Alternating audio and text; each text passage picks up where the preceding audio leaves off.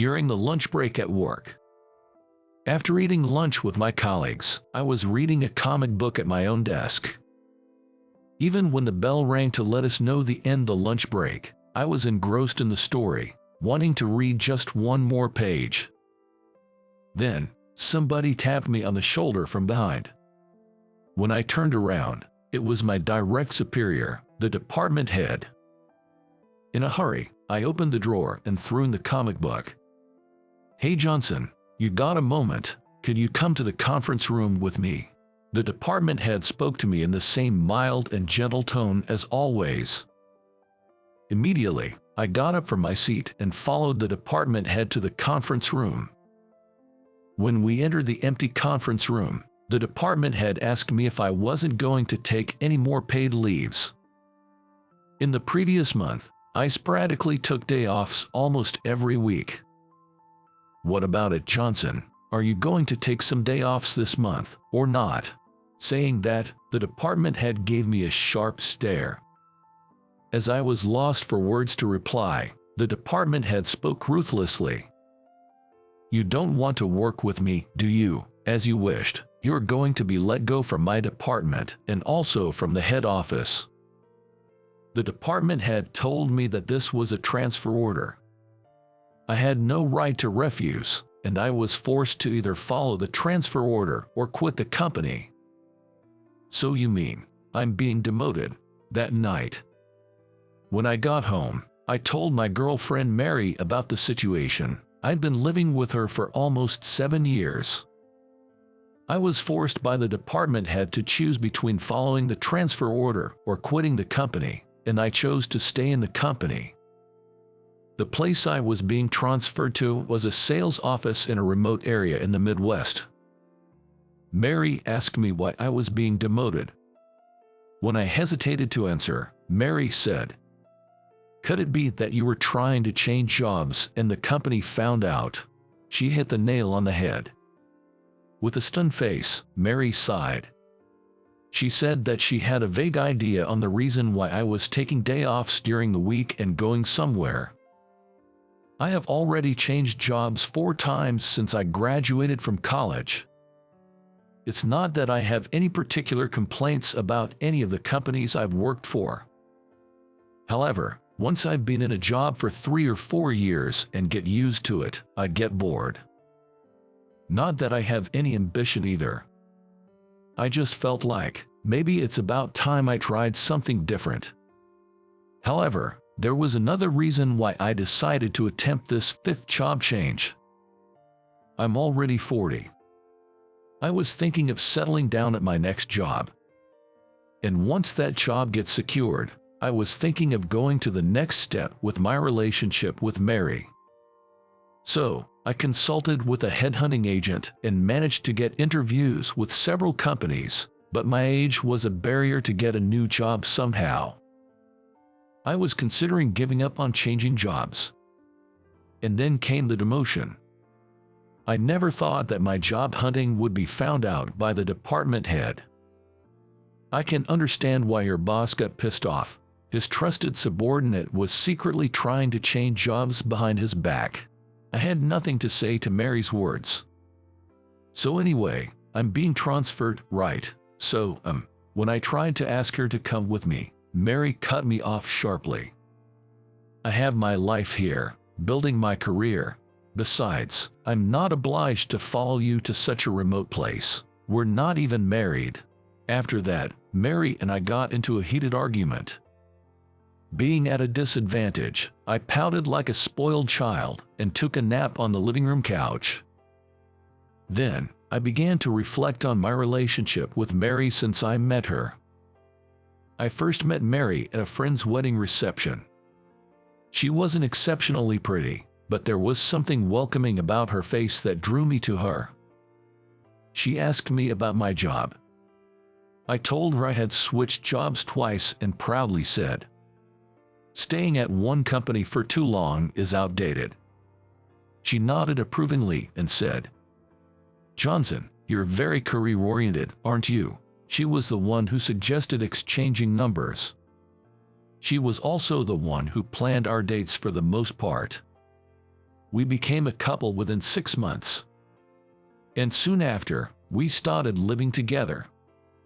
You know how young couples are constantly giggling together over nothing. That's how we were. We never stopped laughing when we were together. Everything we did was fun. We really need to clean this dusty floor. True, but I can't be bothered today. We laughed our heads off, simply at the thought of skipping cleaning of our apartment over the weekend. Fast forward to about 4 years from those happy days. When I started looking for another job, Mary, upon finding out, questioned my decision. Things at work were going smoothly, and I was well compensated. I didn't have any issues with my coworkers either. Despite all this, she asked me why I was considering changing jobs. Well, because there's a company out there, you know. I jokingly replied, but she didn't laugh. It was clear that she started to doubt my true nature. She realized that my attitude towards work was not about career progression, but simply about being fickle. From then on, her look at me changed. Not just about work, but also about our relationship.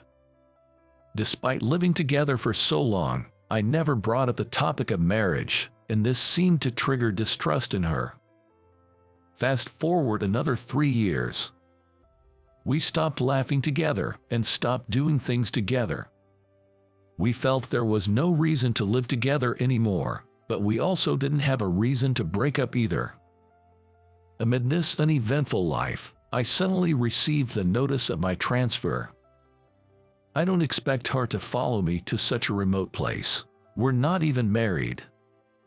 The idea of resettling the job and the relationship with Mary upon turning 40 was just my own selfish, wishful thinking. The new place of assignment was in rural Montana, way out in the sticks.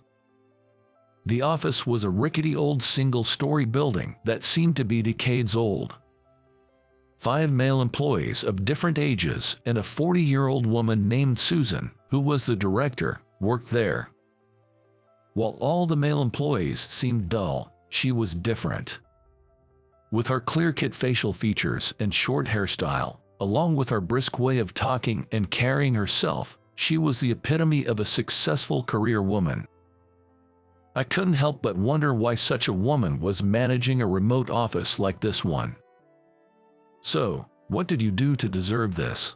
In a partitioned-off, makeshift reception area, I was summoned by the director Susan and started our conversation like so. I was at a loss for a response. Then, she informed me that unless I stirred up some sort of trouble, I wouldn't have been assigned to this sales office. She said, "If you don't want to talk about it, I won't push you," and changed the subject. She explained that the primary task in the sales office is customer follow-up. Also, our assigned region is surprisingly big, so there would be a need to get around using a company car. She asked me if I had any questions. Well, my company found out that I've been looking for other jobs. I stuttered, oddly answering her initial question. Something about Susan made me want to share everything. It felt like a magic. Then, she opened my work history document that she had requested from the corporate HR department.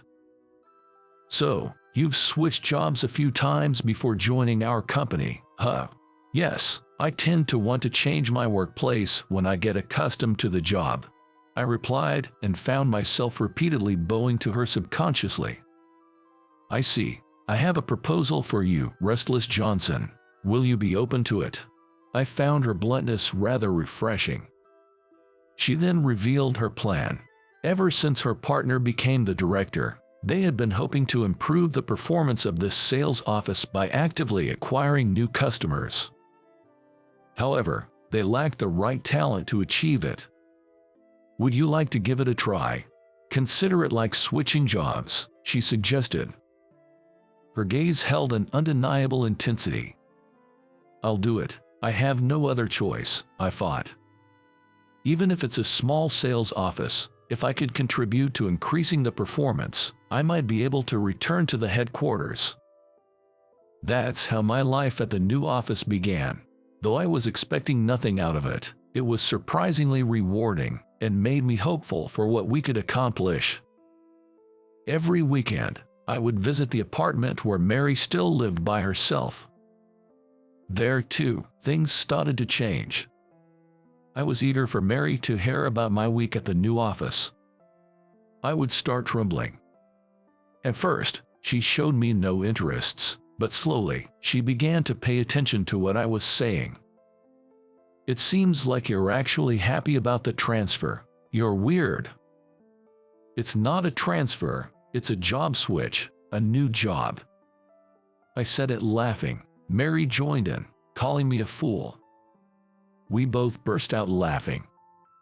My sales rounds gradually gained momentum, and the number of new clients also steadily increased. The sales office's performance was on an upward trend. Susan was also pleased, and we started to spend more time after work having drinks at the only pub near the office. The sales office, Director Susan, and we all enjoyed a smooth sailing period. However, on a Friday half a year later, Director Susan, who had been out at the headquarters all day, returned to the sales office in the evening. Unlike her usual brisk self, she looked as if she had lost her soul. I rushed over to her immediately. "It's all over, everything," Susan muttered to me, then straightened her back and announced the news to everyone. The sales office would be closed at the end of the next fiscal year. She asked everyone to start considering their next moves as soon as they received their dismissal notices, as there would be nothing she could do about personnel matters at that point. As she slumped into her chair, she looked at me. "They're banning new sales activity too. If we keep adding customers, it's gonna be a hassle later on." Susan had said just that before she buried her face in her hands and slumped over the desk. The closure of our branch and the order to halt all new businesses were a shock to me also. What am I supposed to do from now on? I really wanted to hop on a train and talk about the situation with Mary immediately. However, as I was getting ready to leave, Susan talked to me. "Johnson, would you join me for a drink tonight?" Seeing the look on her face, I decided to postpone going home to Mary until the next morning and join the director for the night. No, I actually wanted to join her. Because Susan and I had been after the same goal together for over half a year since my demotion. In a literal sense, we were comrades in arms. She and I had quite a few drinks at our usual and only pub. "All the hard work you've put in. We managed to boost our performance, and yet they're pulling out, shutting down our branch," she grumbled, drinking heavily until she could hardly stand. What happened next? The following morning, as I started to tell the story, Mary leaned in, eager to hear more. I told her about escorting a thoroughly intoxicated Susan to her partner's house, which was about a 10-minute walk from the pub. There was a light on in Susan's house. I hadn't asked anything about her personal life until then, so I didn't even know if she was single or married. "So, she's living with her family." I more or less carried Susan to the front door and rang the doorbell. A woman's voice from inside the house answered yes, and the front door opened. "Susan, get a hold of yourself." The woman took hold of the drunk Susan, chiding her. Susan kept repeating, "It's frustrating, so frustrating," under her breath. "Who's that woman?" Mary asked, looking puzzled. "Susan's partner," I replied. "Partner?" I nodded slowly and went on to describe the conversation afterwards between Susan and the woman. Susan clung to the woman in a childish and clingy manner that she'd never displayed at work. The woman gave me a wry smile, saying, "Here we go again," before she took Susan inside, then came back to where I was standing at the entrance. "Johnson, isn't it? Susan is always in your debt." She thanked me sincerely. Susan was sent to that branch because the company took issue with her living with someone who wasn't a spouse or recognized family member, I told Mary. Ever since, Susan had been living in a house they rented themselves, without receiving rent allowances from the company. Monday of the following week. As soon as I arrived at the office, Susan called me over to the reception area. The first thing she did was to apologize for her behavior on Friday, saying she had gotten so drunk she can't remember anything.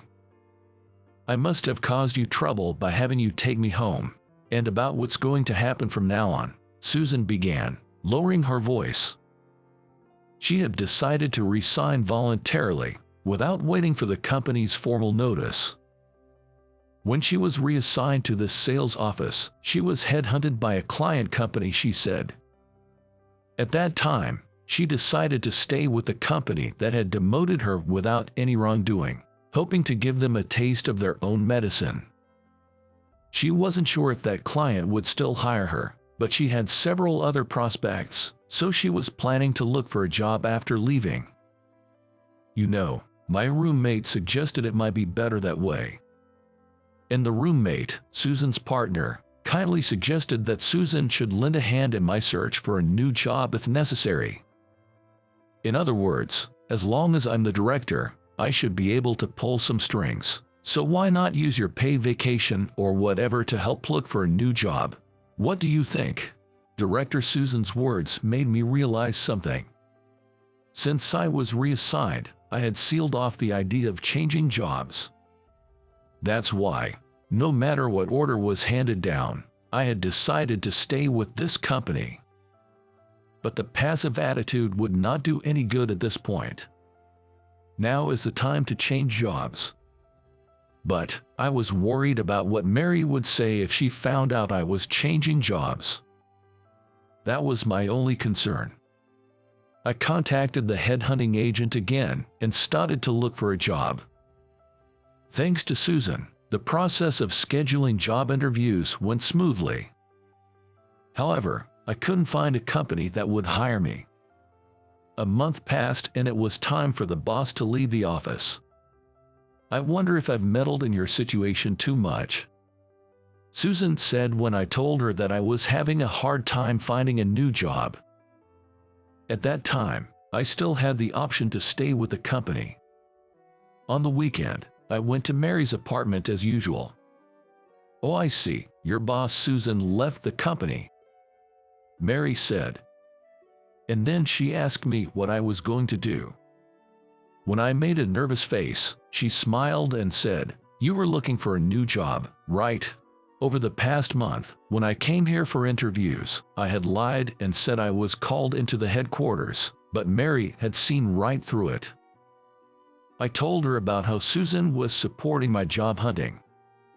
With Susan gone, what are you going to do with your job search? To be honest, I'm not sure, I replied.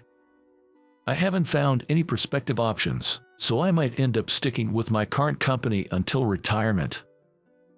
You mentioned it before, right, when we first met, that the concept of a long employment at one company is outdated, Mary said, resting her hand on my shoulder. She then spoke. She disliked the idea of changing jobs out of boredom, but would agree 100% if the purpose was to find what I want to do. Don't you want to find a new job? I nodded, albeit reluctantly. But I hadn't made my mind yet. Then, Mary took out our joint bank statement from a drawer and showed it to me. With this much in savings, we can get by with just her income for a while. Leave it to me, so please, take your time and find your next job. Inspired by her words, I resigned from the company, put all my effort into job hunting, and finally secured a job at my desired company. That weekend, Mary and I went out to the city to buy a new suit for me. By chance, we ran into Susan. She was with that woman. We stood there, catching up on what had been going on in our lives. And how about you? Susan asked, stepping back and looking at Mary behind me. I took Mary's arm, led her forward. She's my partner. Mary gave a nervous nod. Oh, your wife is so beautiful and lovely. Truly, you make a wonderful couple. Susan and her companion agreed. I put my arm around Mary's shoulder and said yes, looking at her. Mary was caressing her shiny wedding ring on her left hand's ring finger with her right hand. I hope you enjoyed today's story. Your subscription and likes give us the motivation to continue our work. We are looking forward to your comments as well. We'll see you in our next video.